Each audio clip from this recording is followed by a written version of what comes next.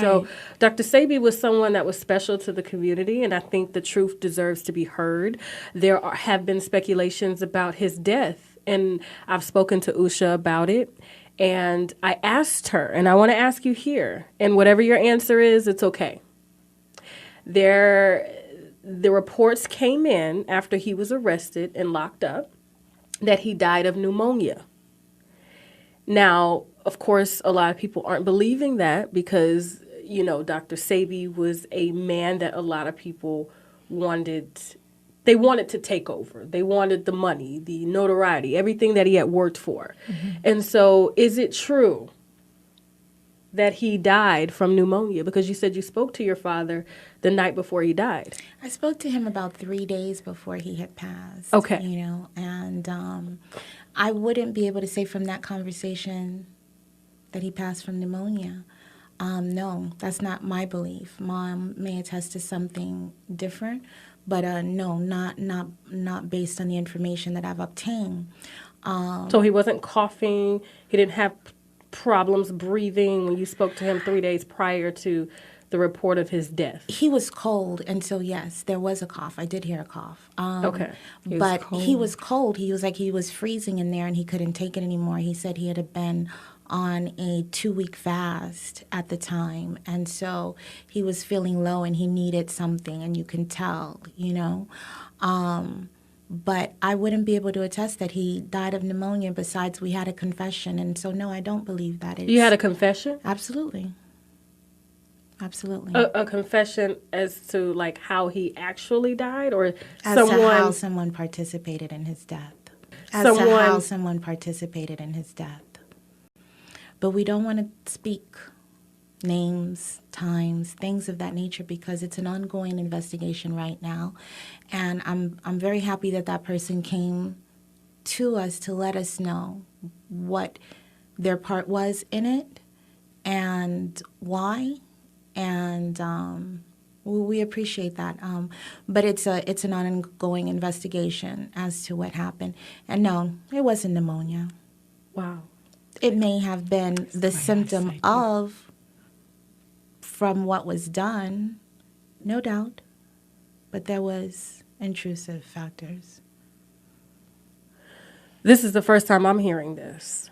I mean, we've had conversations, and she would not speak of this, and I expressed to her that I would ask on the air, but I didn't know that she was going to say this, and this is wow. So, as rumors were spread about him being murdered, this was a murder. In my book. Okay. And Ma, may I ask, did you, I mean, you don't have to give out any information, of course, because it's an ongoing investigation, but had you spoken to him as well when he was I hadn't spoken locked to up? him, no. Okay, so your information that you got, it was from Usha being in contact with Dr. Sebi? Exactly. And how did you take the news when you found out? Did you believe it? No, it's hard to believe, to find out. Just her speaking on it now, it's hard to believe that. It's hard to believe that, that kind of thing. But there's, with this investigation, there's evidence. So it's still hard to believe, and it's still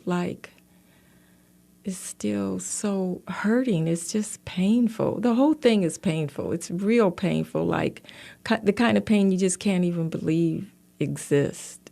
It's kind of, every time, just the thought of it, and that way for Sebi, okay, why? Why would you? But that's what we always say, why, right? And those people, whoever it is. And interesting enough, he was locked up with another person. I want to say, was it Pablo, or if I'm not mistaken? And he was released, I guess, a week later or a couple of days later after Dr. Sebi had passed. That is correct. Just walked out. So it was literally 2 weeks of those two being locked up together. And Dr. Sebi was stripped of his cash, in every single thing. And we saw the video of him being taken away, and he was on the back of the truck, and he looked, you could tell he was just over it, what was going on.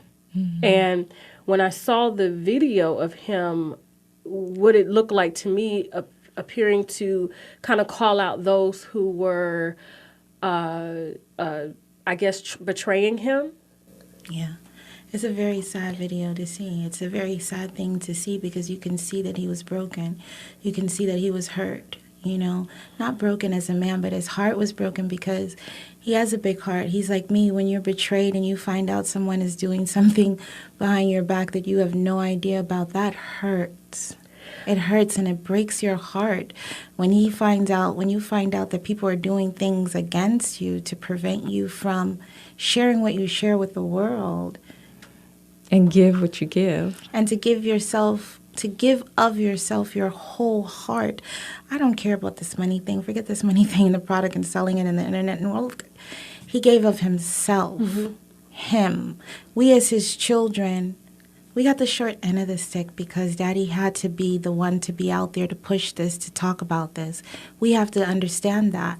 But we got the short end of the stick. We had to allow that because we knew the importance of this and the fact that he had to give this message. So to sit back and see his hard work, everything he did, everything he worked for, to just turn such a corner for him, we were not part of his chapter at this juncture. This was his final chapter, his third chapter. We were not part of his chapter by this time. They had already separated, and so there was a lot that went on in his life that I'm sure he was speaking on, but we can't attest to that because we weren't part of that, part of his journey. What were his last words to you on that phone call when he was locked up? I know someone's trying to kill me, so I refuse to eat the food in here. I'm not touching this food. That's why I'm fasting. Shit. A lot of this, I'm sorry, Mommy. Oh my gosh. Oh, I'm so sorry. It's in the bathroom, some tissue. She's emotional at this moment because a lot of this I don't share. A lot of this I don't talk to people about. I don't even tell my mother. I don't talk to my sisters and brothers about it. I've gathered a lot of information since his passing and before his passing because I had canceled my whole trip just to go to try to assist him. And unfortunately, there was things I couldn't end up going, and I feel terrible. I will always feel... I'm not a person that carries guilt, but I know that that's something that I'll always carry.